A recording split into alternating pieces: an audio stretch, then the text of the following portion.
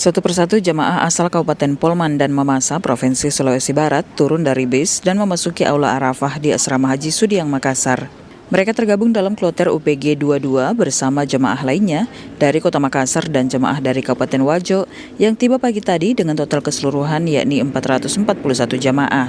Menurut Agus Jamaluddin selaku Kepala Bidang Kesehatan Jemaah Haji, rata-rata jemaah yang diberangkatkan ke Tanah Suci melalui embarkasi Makassar didominasi usia subur bagi jemaah wanita. Untuk itu pemeriksaan urin bagi jemaah wanita usia subur dinilai penting sebelum berangkat ke Tanah Suci. Salah satunya yang dijalani jemaah asal Kabupaten Mamasa, Provinsi Sulawesi Barat, Fitriana. Tadi ini habis dapat pemeriksaan apa, Ki? Pemeriksaan urin. Urin? Iya. Sama apa lagi? Cuman itu. Cuman itu? Iya. Terus dikasih Ki apa? Ini, apa ini semacam ini kartunya. Oke. Umur berapa? Saya umur 34. 34? Iya.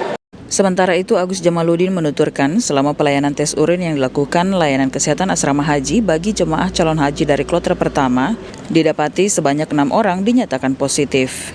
Ya, untuk pemeriksaan wanita usia subur jamaah calon haji kloter 1 sampai dengan 20 sudah kita temukan kurang lebih 6 yang positif hamil.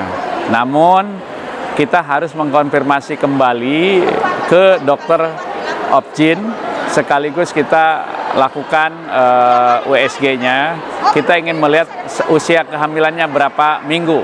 Nah, dari sekian banyak itu, satu orang memang terkonfirmasi usia kehamilannya di bawah 14 minggu. Nah, sehingga yang bersangkutan ditunda keberangkatannya.